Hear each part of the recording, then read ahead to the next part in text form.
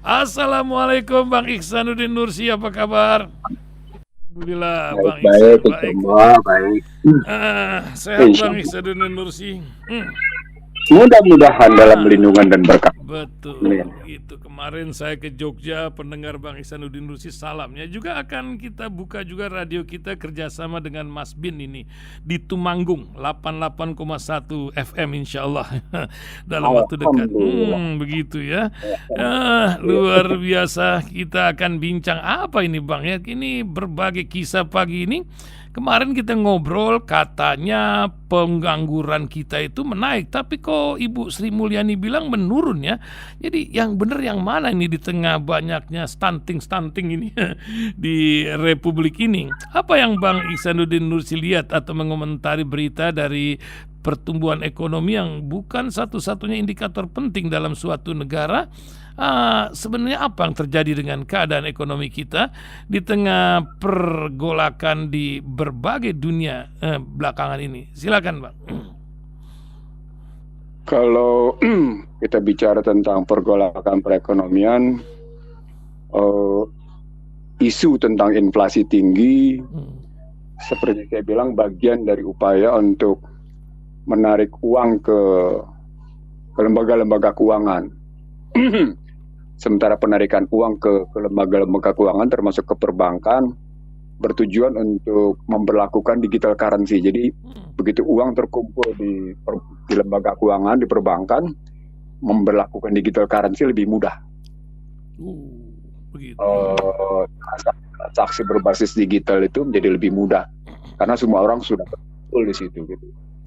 Itu penarikan inflasi tinggi. Kenapa kayak gitu? Karena saya melihat aneh juga kenapa justru inflasi tinggi di Amerika penyerapan lapangan kerjanya nggak jelek-jelek amat gitu. Mestinya kan kalau kita bilang inflasi tinggi penyerapan kerjanya jelek, walaupun memang diakui juga terjadi gelombang PHK.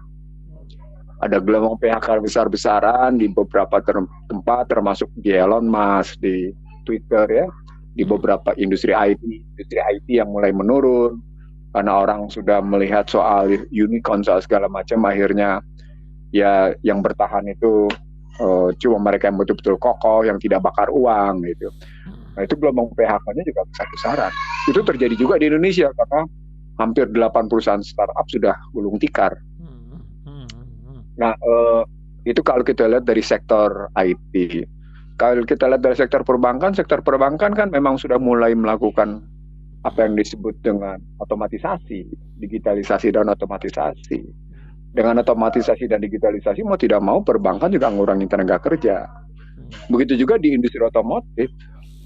Di industri otomotif dengan proses yang otomatisasi seperti itu, dengan robot-robot kayak gitu, pengurangan tenaga kerja juga terjadi. Jadi kuliah saya di 2015 itu saya menyebut sejumlah sektor yang terancam karena IT. Nah itu menunjuk bahwa badai atau gelombang pengangguran nggak bisa ditahan gitu. Dibutuhkan tenaga kerja yang jauh lebih terampil dengan meningkatnya peranan IT di sektor-sektor industri gitu. Itu yang disebut dengan Industrial 4.0, 4.0 gitu. Kalau pakai istilahnya si Yahudi satu itu si Klaus Schwab itu gitu ya, yang kemudian dibeokan oleh sejumlah pejabat publik Indonesia. Ya luar biasa. Kan saya bincang dengan pendengar di Singapura, di New Zealand, katanya mereka bilang merasa memang terasa sekali perubahan harga-harga untuk makan dan lain-lain. Tapi apakah kekayaan alam kita, bonus demografi, letak geografis yang pasar yang sangat luas ini menjadi daya saing kita atau menjadi sebuah permasalahan lain, Bang? Daya saing dalam perspektif mikro pasti ujungnya pada dua hal, walaupun komponennya 4. Yakni harga, kualitas, delivery, dan inovasi. Itu ukuran-ukuran daya saing untuk sektor mikro.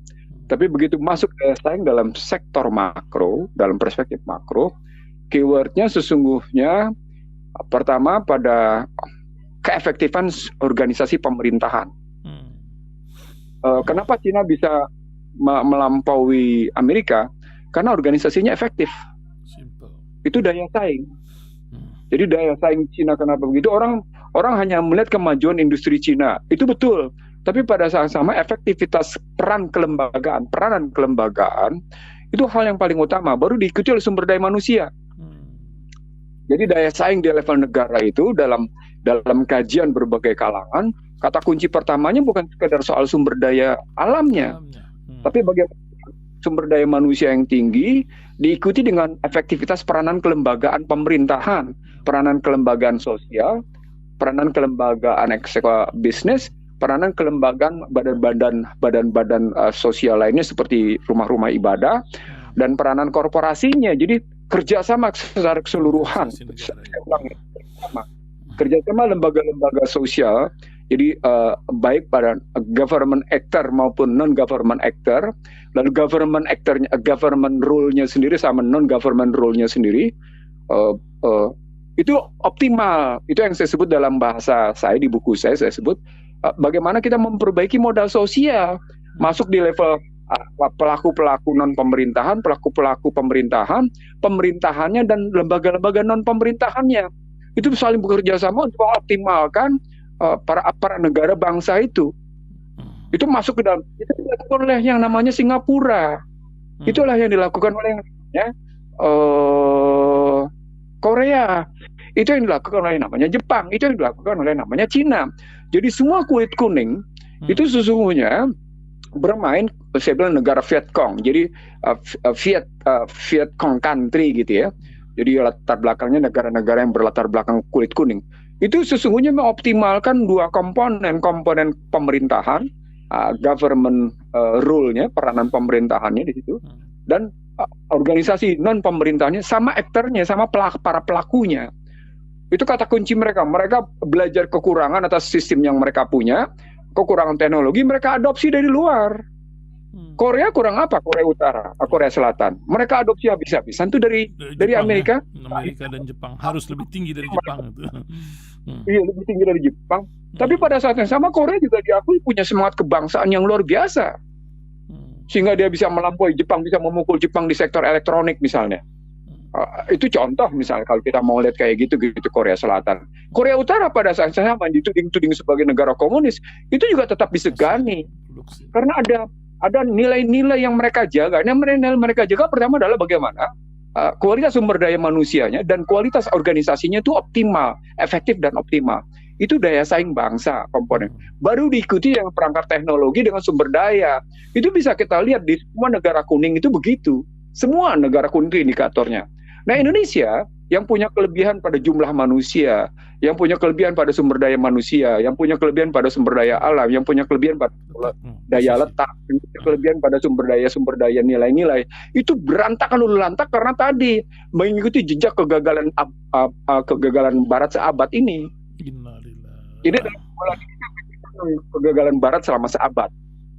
Mereka adalah mereka sukses gitu, sama seperti kemarin Janet Yellen di Beijing menyebut betapa sulitnya menjatuhkan dolar, atau katakan dedolarisasi itu tidak akan berjalan mulus gitu. Itu pembelaan Yellen di Beijing kemarin di China dalam pertemuan dia dengan Menteri Keuangan dan beberapa tokoh kunjungan selama 4 hari gitu. Dia bahwa dalam kenyataan di special drawing right itu nilai dolar turun, tapi nilai yuan renminbi naik gitu. Angkanya begitu. Angkanya begitu dia setuju atau tidak setuju begitu.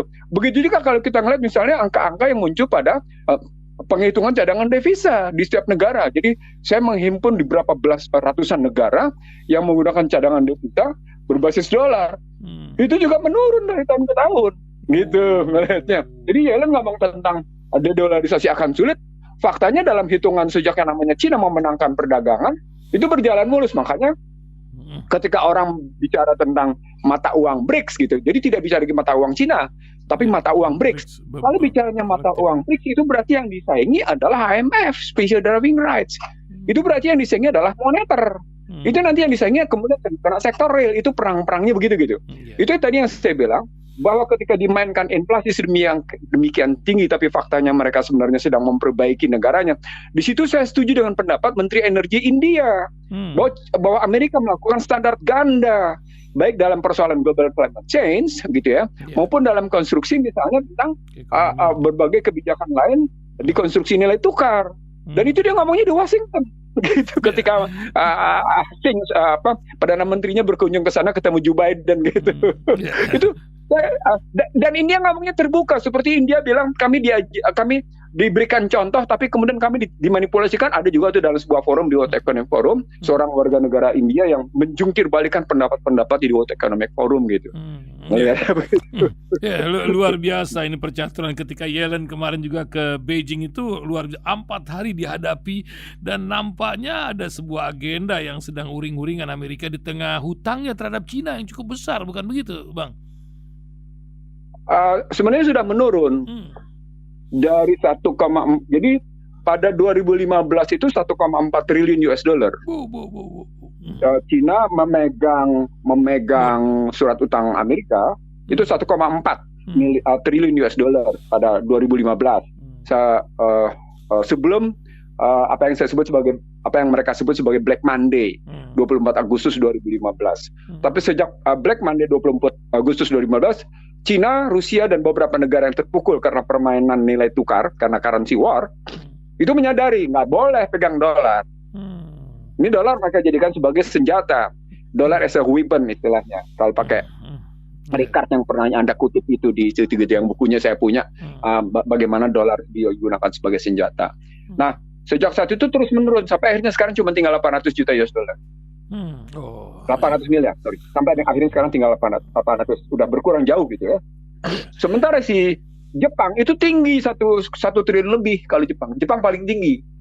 Jadi kalau kemudian orang bilang Jepang punya utang luar negeri juga tinggi terhadap utang, ya salah, kan dia punya tagihan luar negerinya. Amerika gede juga gitu.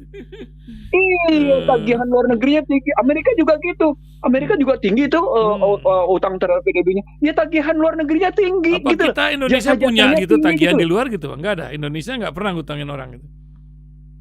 Mana tagihan luar negerinya mana coba? Memang ini aset luar negeri kan pertanyaannya begini, kalau pakai istilah keuangan pertanyaannya, aset itu terdiri dari penempatan di luar dan tagihan gitu ya. Sekarang kita tanya pada utang BI, pada perhitungan cadangan devisa.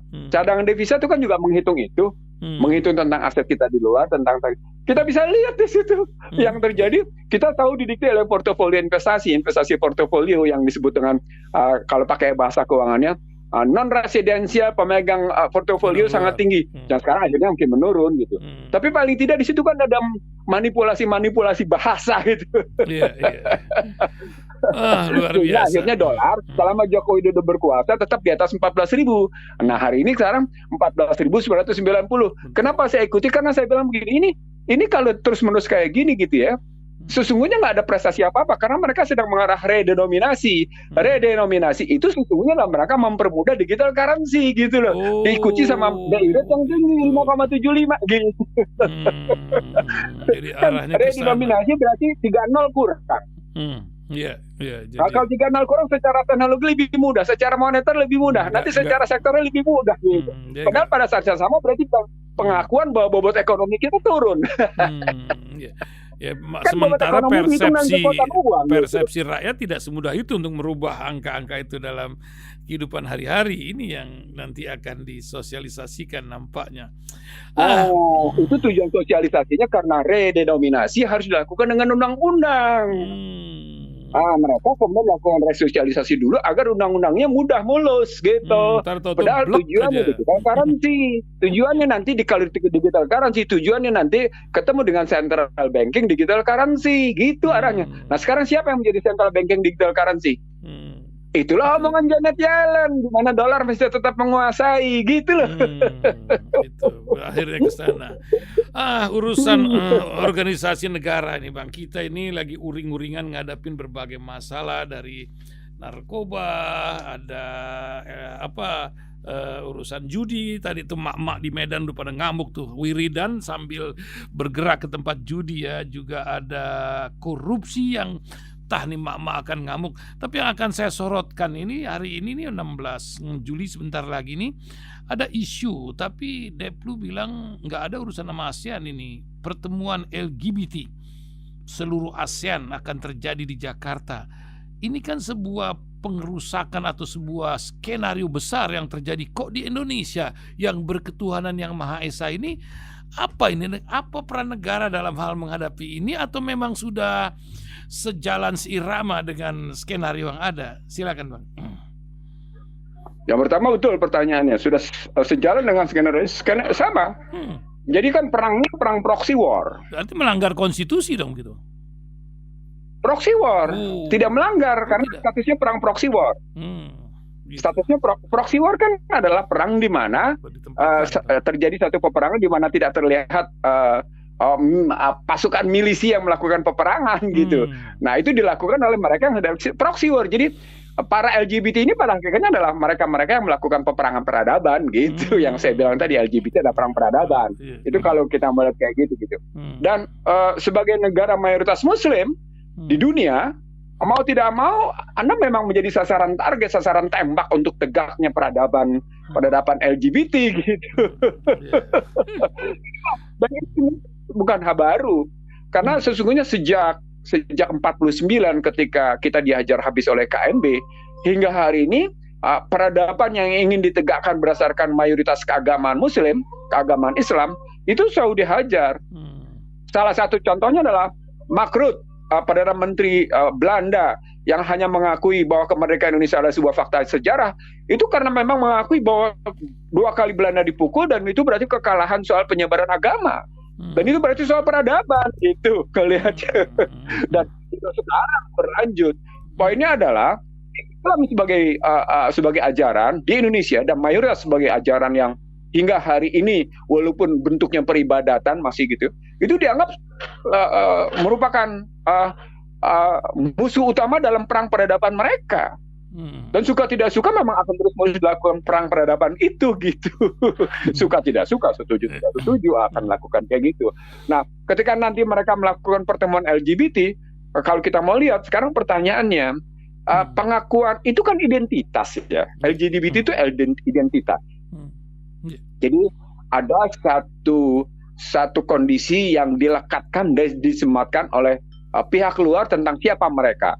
Maka pertanyaannya, apakah identitas seperti ini diakui nggak dalam prinsip kewarganegaraan atau dalam prinsip yang namanya kependudukan? Nah itu bisa dilihat mereka menggunakan hak asasi manusia. Nah di sini hak asasi manusia ini sebagai standar ganda. Di sisi lain mereka bicara hak asasi manusia, tapi di sisi lain Amerika juga tidak bicara hak asasi manusia. Ya, itu salah satu contoh. Itu yang mengakibatkan, saya ingin mengatakan, kenapa saya bilang Barat seabad gagal? Karena organisasinya selalu pakai menggunakan standar multiple suitable standard. Multiple suitable standard itu sesungguhnya hanya efektif dan optimal bagi pemegang kekuasaan, tidak bagi rakyatnya. Itu bedanya. Itu yang prinsip khalifah ya. Iya. Jadi itu yang tidak dipahami oleh banyak kalangan penyanjung, pengagum dan pejuang demokrasi liberal berbasis hak asasi manusia. Mereka tidak paham saya harus bilang, mereka tidak paham sampai pada level itu, bahwa sesungguhnya kata-kata hak asasi manusia dengan demokrasi liberalnya adalah gitu ya, itu adalah bentuk pengakuan hak asasi manusia pada para penguasanya, tidak pada rakyat jelatannya. Apa indikatornya? Lihat aja Amerika, sejak dia merdeka hingga hari ini konflik rasial tidak pernah tuntas. Sipil bersenjata selalu terjadi. Per hari 3 orang mati, 3-4 orang mati. Itu kejadiannya. Nah, ketika masuk ke dalam LGBT dan kemudian disahkan, maka sesungguhnya yang dibunuh adalah nilai-nilai kemanusiaannya itu sendiri. Karena manusia tidak mungkin berlaku dengan kalau dalam posisi ahsani takwim, gitu kan? Dalam posisi halakal insana fi ahsani takwim, dan sebaik-baiknya tempat, dia pasti bisa membedakan mana lelaki, mana perempuan gitu. Tapi ada orang bilang ini pengalihan isu, walaupun ini kan timbul tenggelam, LGBTQ dan lain-lain ini kan ada di tengah. Bahkan Bekasi itu katanya paling besar di Jawa Barat, dan Jawa Barat paling besar di Indonesia, tempat radio kita ini ada. Tapi apa yang Bang Iksan, apa benar ini pengalihan dari berbagai masalah negeri ini? Misalnya masalah BTS yang ngelibetin berbagai darah uang, itu kan bisa dilihat di di OJK, harusnya ke berbagai pejabat atau lingkungan istana dan lain-lain itu. Bagaimana Bang ngelihatnya bahaya korupsi melanjutkan dari bahaya negeri ini proksi yang terjadi? Kalau saya memang karena masalahnya selalu kan tesis saya begini, tesis yang saya sejak 2015 ketika seorang Presiden Joko Widodo menyatakan kita tidak perlu takut dengan masyarakat ekonomi ASEAN. Ini saya ingat betul ini. Saya bilang saya ingat betul karena ini diskusi tajam dan mendalam saya di Kementerian Kesehatan. Waktu itu Menteri Kesehatannya Nina Anfasa Muluk, gitu ya, yang hadir semuanya eselon 1. Saya bicara tentang, mereka bicara sama saya tentang Indonesia 2045, lalu saya mengambil tahap-tahapnya, dan kemudian saya bilang Indonesia adalah negara yang paling tidak siap menghadapi masyarakat ekonomi ASEAN, karena dibalik yang namanya Beyond Asian market itu ya, masyarakat ekonomi ASEAN itu, AMEA itu, Asian Charter itu, sesungguhnya berlaku apa yang disebut dengan sama seperti yang disebut dengan Trans-Pacific Partnership, yang sekarang mereka ubah menjadi Indo-Pacific Economic Region gitu posisinya. Lalu gambaran sesungguhnya kalau pakai kajian mereka sendiri itu merupakan demokrasi korporasi. Jadi masyarakat ASEAN itu sesungguhnya diturunkan oleh kekuatan-kekuatan korporasi yang berlindung, yang berada di balik itu gitu ya. Sehingga kajian mereka sendiri menyatakan bahwa ini 2015 loh kajian saya nih. Itu merupakan kudeta korporasi. Kebayangkan? Dan kemudian pernyataan presidennya saat itu adalah kita tidak perlu takut menghadapi masyarakat ASEAN. Dan hasilnya memang pada konstruksi misalnya pandemi kemarin, kita dikudeta habis-habisan oleh korporasi. Itu tidak perlu takut. Itu kalah atau menang kita. Hari ini yang namanya kekuasaan ID dan Persatuan Dokter Gigi Indonesia dicabut. Itu kemenangan profesi atau kemenangan korporasi? Korporasi. Wih, dahsyat di situ. Jadi artinya saya ingin mengatakan begini, ketika kita masuk dalam kajian-kajian seperti itu, pikiran kita menjadi lebih terbuka. Oh iya ya, ternyata kekuatan korporasi itu sudah sedemikian jauhnya. Karena kalau saya ambil angka saja sekarang, kalau di era Joko Widodo ini infrastruktur demikian digembar-gemborkan, maka Sri Mulyani harus sekarang membuktikan apakah memang biaya logistik kita sudah punya daya saing belum dengan harga logistik negara tetangga. Karena dia yang menyatakan ternyata harga logistik kita tidak punya daya saing dengan negara logistik tetangga. 10% lebih tinggi dan strukturnya cuma turun 23,5% dari total biaya. Itu sekarang dia perbaiki. Kalau dia memang menunjukkan bahwa pembangunan infrastruktur berhasil, maka tunjukkan kepada masyarakat Indonesia bahwa biaya logistik itu menjadi lebih rendah dibanding negara tetangga dan strukturnya menjadi lebih baik sehingga kita punya daya saing. Itu yang pertama. Yang kedua, coba lihat pada struktur pembiayaannya. Yang ketiga, coba kita lihat sekarang, apakah perekonomian kita makin efisien atau tidak? Coba kita lihat pada indeks daya saing kita yang diukur oleh yang namanya World Economic Forum. Itu kan semua tidak menunjukkan itu. Nah, apa relasinya dengan situasi yang kita bilang sekarang? Loh, ini problematiknya kudeta korporasinya makin kokoh karena yang menentukan itu semuanya bukan negara tapi korporasi swasta. Ketika korporasi swasta sudah masuk ke hajat hidup orang banyak, maka suka tidak suka seperti penjelasan Undang-Undang Dasar 45. Rakyat banyak yang ditindasinya. Itu penjelasan Undang-Undang Dasar 45 ketika hajat hidup orang banyak diserahkan kepada korporasi swasta. Begitu ngelihatnya. Nah, itu bagian dari yang disebut dengan peperangan perekonomian yang masuk ke dalam peperangan peradaban, peperangan kebudayaan. Disitulah yang saya bilang akumulatif power, tidak akumulatif war. Itu terjadi di Indonesia. Ada perang perekonomian, ada perang sosial, ada perang politik, bahkan kemudian juga ada perang hukum, gitu loh. Ada perang profesi, nggak karu-karuan semuanya. Akumulatif itu yang saya sebut sebagai akumulatif power, sebagai akumulatif war. Perang yang terakumulasi dan statusnya warnya adalah proksi, gitu. Masalah terus menerus, dia tidak menyelesaikan masalah dia. Nah, karena dia tidak numpuk-numpuk masalah terus, akhirnya kita selalu bilang ini pengalihan isu. Bukan. Karena memang isu masalahnya bertumpuk-tumpuk gitu, tidak selesai satu isu ini muncul, Belum tidak pernah ada lagi, masalah yang belum selesai lagi secara tuntas gitu loh. betul, mundur maju isu Jakarta International Stadium 5 triliun lah, 1,6 lah, FIFA lah ini. Jadi lucu-lucu ini, negeri ini tambah lucu saja. Tapi ada orang bilang mungkin kita mesti masuk pada titik nadir dulu baru kita bisa maju. Apa begitu Bang, di menjelang 100 tahun di kekhalifahan Turki Utsmani yang ramai juga dibincangkan di dunia ini, gimana Bang?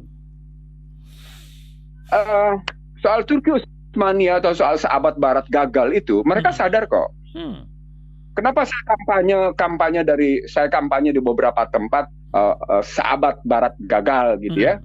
Karena kata kuncinya saya bukan ngelihat soal sekarang ini Indonesia naik menjadi upper middle income countries, bukan itu gitu.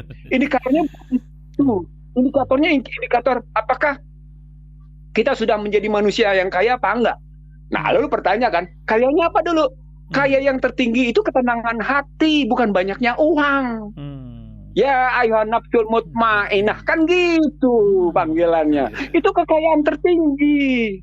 Jadi kalau kita bilang, apa itu kekayaan tertinggi? Ketenangan hati, ketenangan hidup, ketentraman hidup. Itu hidup tentram damai di situ ya. Itu kekayaan yang tertinggi.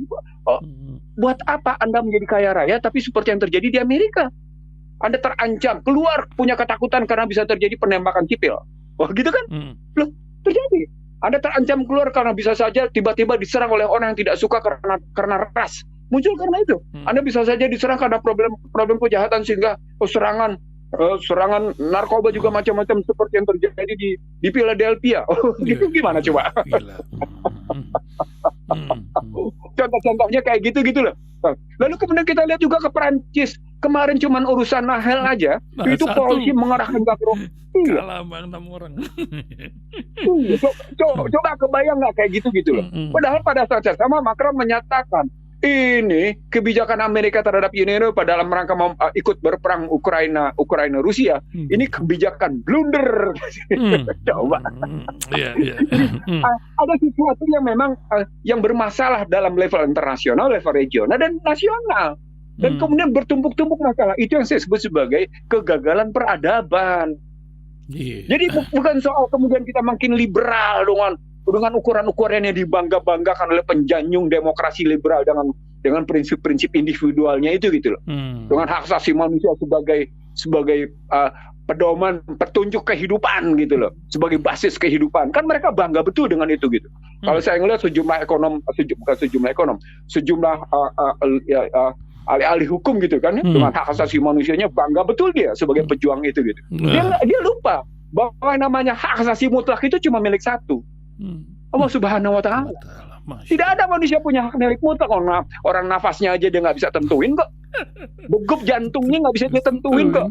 Denyut paru-parunya nggak bisa ditentuin kok. Kayak kemarin saya sakit batuk-batuk kayak gitu. Saya nggak bisa menentukan bagaimana paru-paru saya menjadi bernapas lebih baik pada saat ruku maupun pada saat sujud. Gimana tuh? Nah itu dia akhir tawakal. Terakhir Bang, kita akan masuki wacana pendengar ini ke mancanegara ya. Terutama sepak terjang Recep Tayyip Erdogan yang mengatakan umat muslim harus menyatukan diri agar tidak ada seorang pun di dunia yang berani menyerang kesucian umat Islam. Di tengah hari ini beliau mengatakan kalau mau masuk ke NATO, Turki akan masuk ke Uni Eropa dulu. Di tengah Rusia yang sedang bernegosiasi urusan gandum pula. Nampaknya negeri yang satu ini menjadi sebuah fenomena akhir-akhir ini. Di tengah dia juga menentang IMF ketika inflasi ancur-ancuran di negeri tersebut. Silakan Bang Ihsanuddin Nursi. Ini menariknya Erdogan ini. Fenomena Erdogan adalah fenomena di mana dia bisa menunjukkan sebagai pribadi dia punya harkat martabat yang kuat pada keilmuan dan keimanannya. Ini pemimpin yang saya bilang kalau dalam pandangan saya punya kekuatan pada keimanan dan keilmuan, sehingga dia punya percaya diri atas apa yang dia. Anda kebayang nggak di pemilu kemarin dia bacaannya Al-Baqarah 284 286 kan dahsyat itu. Mestinya dengan suaranya yang merdu, dengan suaranya yang merdu di tengahnya namanya itu, dia baca itu yang nama Al-Baqarah gitu. Dahsyat benar. Itu dia nunjukin keimanan dia. Bahwa Allah tidak akan memberikan beban berlebih kepada hambanya, dan bebannya itu sesuai dengan prinsip mizan, sesuai dengan prinsip wasatan, sesuai dengan prinsip kisti dan adil. Wah, itu dahsyat itu pembacaan Al-Baqarah 284 286. Itu Erdogan. Pada segi keilmuan, dia bisa melihat, dan keilmuan adalah kemampuan membaca fenomena dengan kekuatan nalar yang tinggi. Fenomena hanya bisa dibaca kalau datanya cukup akurat. Jadi relasi spiritual, relasi intelektual dan emosionalnya itu nampak pada Erdogan, gitu loh. Emosionalnya misalnya dia bisa membaca kepekaan kemana arah situasi masyarakat yang menentangnya, dan masyarakat Uni Eropa yang di dalam posisinya seperti apa ketika dia bicara sendiri tentang posisi dia. Tapi pada saat yang sama dia bisa menunjukkan sebagai anggota NATO, dia ambil nuklir dari Rusia.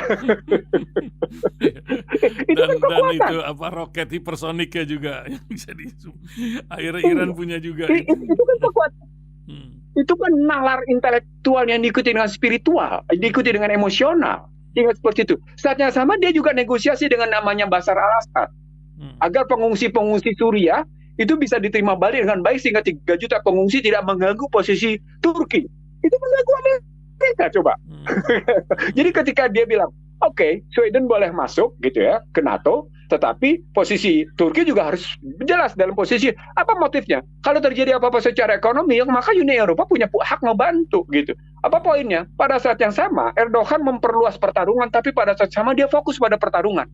Jadi dua tuh simbolnya. Fokus pertarungannya adalah pada posisi bagaimana di perekonomian di Uni Eropa. Perluas pertarungannya pada posisi NATO. Tapi NATO dia bisa bermain dengan Cina, dia bisa bermain dengan Rusia. Dahsyat nggak? Itu namanya strategi. Itu yang namanya kemampuan membaca.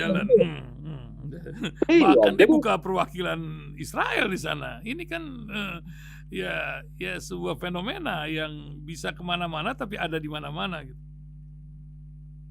Nah, disitulah kepercayaan Erdogan. Bahwa kekuatan perang intelijen dalam kan setiap kehidupan itu tergantung sekali pada perang intelijen. Ketika kemampuan intelijen itu tinggi, dan kemudian pada setiap intelijen itu punya sumpah yang tinggi untuk tegaknya sikap patriotik bangsa gitu ya. Ada sikap patriotik bangsa, membela bangsanya. Nah, itu yang tidak dimiliki oleh Indonesia, dimiliki oleh pejabat Indonesia. Itu problematik besarnya. Jadi kalau saya atau belajar pengaruh dari latar belakang, kan Belanda sampai bilang itu perbudakan atau apa, atau kan dia dengan latar belakang kehalifan. Apakah pengaruh bangsa ini, apakah sedemikian lama perubahan itu terjadi pada diri jiwa turunan dari bangsa terjajah ini gitu, Bang? Betul, itu dimulai dengan kacaunya KMB, berlanjut ke tahun 56, berlanjut lagi kemudian yang pernah kita ungkap di Rahasia. Dalam 77 tahun merdeka kita punya 44 menteri pendidikan. Nah, itu kan menunjukkan kekacauan kurikulum, mengacaukan tentang tenaga didik. Itu kan kacau. Di tengah yang namanya tenaga didik tidak dihargai. Kan di kultur Indonesia adalah kultur yang tidak menghargai tenaga didik. Kultur yang tidak menghargai orang-orang intelektual. Kita nggak usah jauh-jauh deh. Kita contoh aja sekarang yang namanya Malaysia dan Singapura. Kulturnya adalah kultur yang menghargai orang-orang intelektual. Saya nggak ngambil, saya kebetulan kan ya cuma karena COVID aja kemarin saya tidak mundar-mandir lagi gitu ya. Saya melihat betul bagaimana Malaysia itu bisa menghargai kaum intelektualnya gitu loh. Luar biasa di situ pengakuan. Di Indonesia kan nggak ada. Penulis buku di Indonesia tetap miskin. Kalau di Malaysia, bahkan pajaknya cukup besar penulis buku di sini, Masya Allah. Dan yang untung adalah pada distributornya, bukan penulis bukunya. Jadi karya intelektual di Indonesia itu yang disebut dengan bangsa ini rabun dekat gitu, sehingga karya-karya intelektual masyarakat di sini seperti kasus tentang hidrogen power yang di Cirebon itu sampai itu ini berita, itu kan intelektual. Itu karya-karya intelektual bangsa Indonesia yang tidak dihargai oleh pemerintahnya sendiri. Bahkan gitu. BRIN itu setengah menghina, itu bukan air, ada bensinnya. Jadi ya begitulah. Akhirnya keluar dia mereka ya. Macam itulah cara-cara mereka yang tidak pernah melakukan riset dengan baik. Beda sih ya kalau orang yang terbiasa riset. Saya tidak murni researcher, saya tidak murni peneliti, tapi saya tidak berhenti mengulik. Ya. Masya Allah. Itu bedanya. Jadi saya bukan murni researcher, tapi saya tidak pernah berhenti mengulik untuk sesuatu. Jadi kalau saya dapetin sesuatu masalah, saya kulik terus sampai ke akarnya gitu. Sampai akhirnya kita dapetin Sajarutun Huldinya, sejarah bagaimana runtunan berpikirnya gitu. Nah, terakhir memang suka tidak suka, bangsa ini menjadi begini karena memang kita tetap berada tidak pernah lepas dari 3G istilah saya. Saya punya keyakinan 3G-nya luar biasa. LGBT bagian dari 3G, kan gitu ngelihatnya. Oke, perayaan LGBT ini nanti ini 16 Juli pertemuan itu bagian dari 3G. Oke. Lalu berikutnya kita lihat dunia pendidikan kita kayak gitu. Lalu kita lihat lagi namanya dunia kesehatan kayak gitu, dunia korporasi gitu, sudah. Dan orang di dalam rangka 2024 orang menghalalkan bagaimana berburu tahta dengan segala macam cara. Walaupun dengan istilah-istilah dengan kebaikan kita akan memenangkan perubahan. Apa sih kebaikan yang Anda munculkan? Wong, ceritanya kayak gini gitu loh. Dari persoalannya namanya Jakarta International Stadium yang sesungguhnya sudah menyampai dengan Stadium United Emirates Arab. Lalu kemudian yang saya bilang ini tujuannya cuma menghilangkan legasinya Anies dan ternyata benar. Tanda tangannya dicabut diganti dengan tanah. Banyak itu masalah dunia kesehatan, para guru besar begitu membuat statement bersama dibilang hoax lah, macam-macam ini negeri. Luar biasa. Itu yang disebut dengan ketika pemerintahan menjadi produsen hoax, maka yang muncul adalah wailul mutaffifin. Celakalah mereka. Wailul mukadzibin. Celaka itu mereka melakukan kecurangan. Celaka itu mereka melakukan penipuan. Celaka mereka. Jangan mereka bilang mereka berkuasa itu enak. Itulah mereka nggak punya, sorry to say ya, mereka nggak punya pengetahuan sih ya tentang perjalanan orang-orang yang berkuasa sejak abad 18 hingga sekarang itu kan. Sejak 18 itu sampai dengan sekarang mereka tetap berkuasa nih. Orang-orang ini nih, turun temurun ini tetap berkuasa. Mereka nggak lihat itu orang-orangnya akhir hidup mereka itu kayak apa gitu. Belajar dunia sementara. Nggak mereka tahu. Sementara kita tahu berdoa husnul khotimah gitu ya. Kita salah lagi. Sesudah meninggal kita bilang husnul khotimah deh. Salah lah. Nggak ada yang bikin report sih dari alam kubur itu yang mesti diperiksa tuh jenazah. Ada sebenarnya tapi tutup mata. Kan ada kan tentang jasad yang masih utuh. Jasad yang sudah berantakan sampai kain kafannya hitam hangus terbakar. Betul. Gitu kan? Betul. Masya Allah. Kan terdengar itu semua. Ada yang sudah 20 tahun jasadnya, jangankan jasadnya, kain kafannya tetap utuh dan tetap wangi, kan ada. Benar. Kayak umumnya gitu. Orang-orang yang peduli terhadap sosial yang saya pelajari dari kisah-kisah itu harusnya. Ya, itu mereka yang betul-betul menegakkan harinas anfa'uhum linnas. Mereka yang betul-betul menjalankan posisi sebagai khairul bariyah. Itu. Kalau sudah sampai di situ, disitulah wujudnya namanya fi ahsanah takwim. Gitu. Terima kasih. Kalau insana fi ahsani takwim. Ahsani takwim itu diwujudkan harinas anfa'uhum linnas, diwujudkan khairul bariyah, diwujudkan dalam sikap beriman dan bertakwa dan memenuhi panggilan. Ya ayyuhalladzina amanu yuqatiluna fi sabilillah. Wah, itu dipenuhi. Ta'muruna bil ma'ruf wa tanhauna 'anil munkar wa tu'minuna billah. Itu dipenuhi semuanya. Pasti husnul khotimah, pasti terjaga. Allah ridho pada dia dan dia ridho pada permintaan Allah. Itu. Jadi Allahumma inna nas'aluka ridhoka wa jannahnya terpenuhi itu. Insyaallah. Amin. Terima kasih Bang Ihsanuddin Nursi. Luar biasa pagi hari ini. Mudah-mudahan Allah memberikan keberkahan dan kita bertemu pas tahun baru ini 1 Muharram pekan mendatang nih, 7 hari lagi. 18 pekan mendatang. Ya. Sekaligus kita evaluasi seperti yang saya bilang, bagaimana